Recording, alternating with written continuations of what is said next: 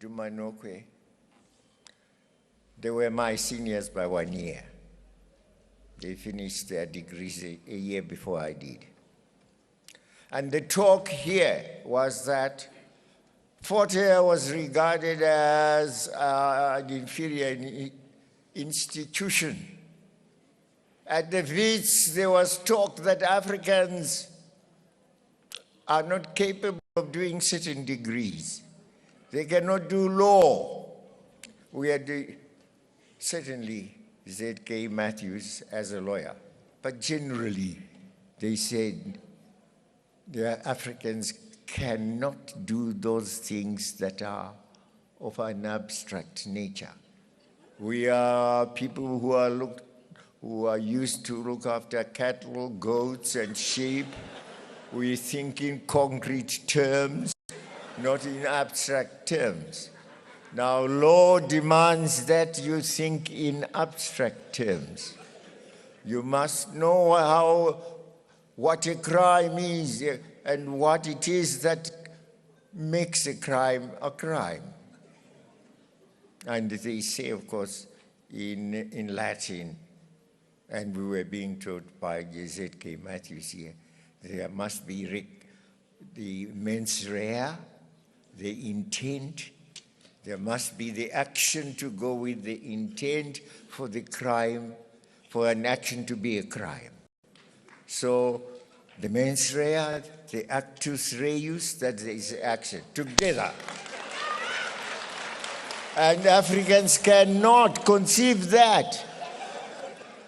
So Joe Matthews had done a degree in arts, BA, I think it was English and history. Dumanokwe in science.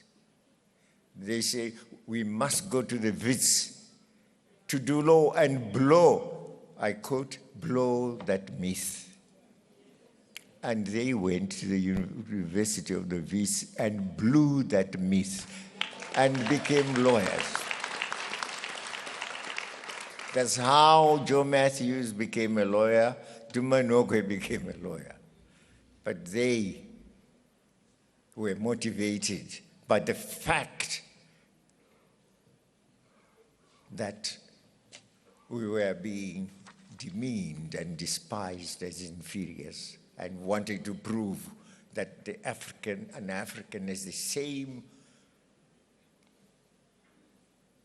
qualities, mental qualities, as a European.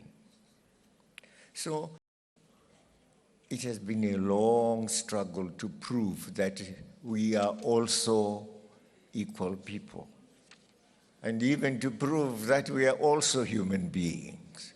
Even now, we are still there, wanting to prove, continuing to prove that we can run our own affairs in Africa. But no, you get countries like France, Francophone, Anglophone, they come with their underhand and want to affect our systems. Lots of NGOs. Every country in Africa, you'll get about 1,000, 3,000 NGOs, which are supported by either France or both France, Britain, America, etc. And America has been quite open. They say they can change regimes, regime change. And in Zimbabwe, they have said, we will have regime change. I have said, never, ever. And that is one reason I have stuck on. I want to prevent regime change. It will never come. And it has never come. Now they are saying, we never said we will change regime. But there they are. Let products from here truly represent what our elders sought to make us, to make students who attain Fort Hare become in life. leaders of their people, unafraid, courageous, but educated. Educated. And that is why, in a personal way, when we became independent, I decided on two things. One, that every child has a right to education.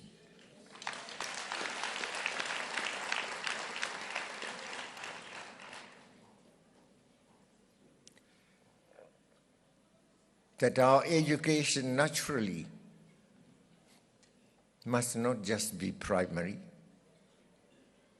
it must be tertiary also, right up to university. But we did not have many universities at the time. We started off with one university, the University of Zimbabwe. Then we have National University of Science and Technology in Bulawayo. We had 2, but now we have about 14 universities in the country. I said that during the time we didn't have, how shall we promote ourselves in the meantime?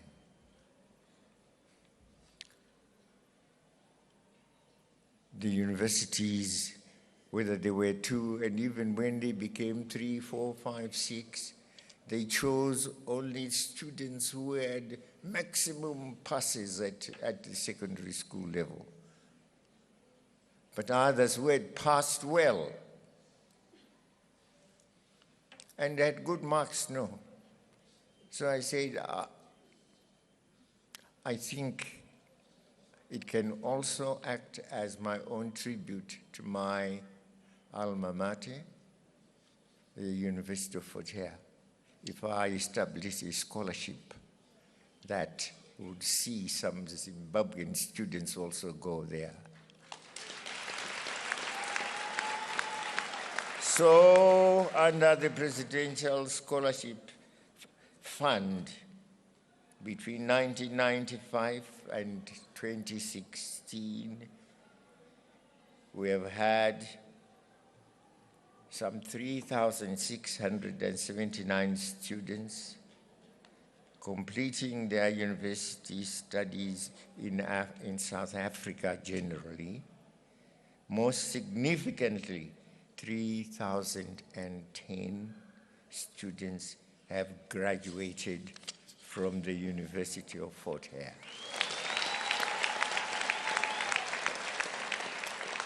But now that we have 14 universities, the numbers have dwindled. And of course, those who manage finance are saying it's cheaper to educate students in our own country than to educate them elsewhere. But I have an embedded here liking, sentiment for Fort Hare. And I don't like that program to die completely. And so, although we will have a reduced number, we shall definitely maintain our scholarships of Fort Hare. In tribute to Fort Hare, in tribute to what it has done, and also because there is special education here which motivates a student. It's Africanness. The history that it tells of the formation of the African Congress.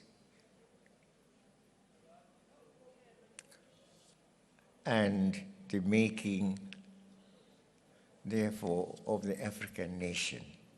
That is the history we share. We have become part of it. when our organizations were formed in the first place, they were all formed on the basis of the African National Congress, which had been formed much earlier in this country. But allow me to take this opportunity of expressing my gratitude for the support rendered by the government of South Africa in facilitating the enrollment of Zimbabwean students at this and other institutions of higher learning. This is testimony to the special relationship that exists between our two friendly countries and their people. This indeed is a relationship that is cemented by our common history, our cooperation in the liberation struggle, our kinship ties, as well as marriages, by the way. We have not always come to South Africa and gone back empty-handed.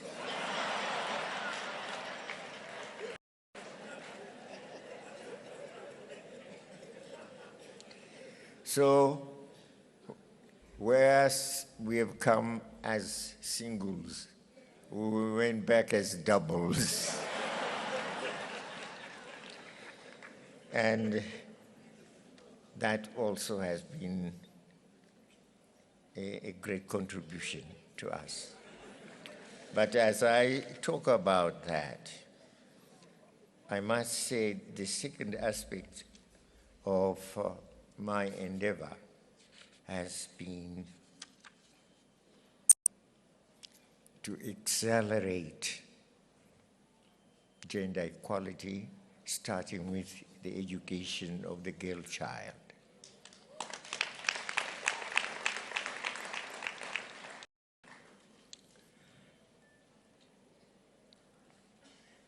We have had a tradition that only the masculine guys deserve to be educated, boys. The girls they'll go, they'll get married, amalobolo, well, they won't contribute much. But now it's no, let's educate them on an equal basis. And so we have promoted gender education and also gender equality in terms of the boy child and the girl child within families. Previously, for example, a woman was regarded as an inferior to the husband, subordinate to the husband, throughout life. And if the husband died, she could not even represent herself alone in court. She had to be represented by the eldest son. I mean, she had to have the eldest son as the one who will be recognized as her superior. Now, we have changed all that. And equality, now women can stand on their own. Marriage, after the girl has attained the age of 18, she can decide to get married with or without permission. But African custom, you know, and it's for the better in my view, is that you always must have your parents around you, your parents guiding you, and therefore your parents must advise you. And there is hardly any girl who just decides to get married on her own without the parents' approval at the moment. although that's no longer required. So access to education must also bridge the gender bias. More education opportunities should be availed to the girl child in Africa, who for many years has been disadvantaged. It is the only way in which we can get our women to participate effectively in shaping the future of our countries. Comrades and friends, in conclusion, let me once again congratulate the University of Fort Hare on this occasion of celebrating 100 years of outstanding achievements for South Africa, for the region, and for the African continent. I'm convinced that you will no doubt continue to serve Africa in the manner that you have done so effectively over the last 100 years. So, long live Fort Hare. Halala Fort Hare. Amandla. Amandla. I thank you.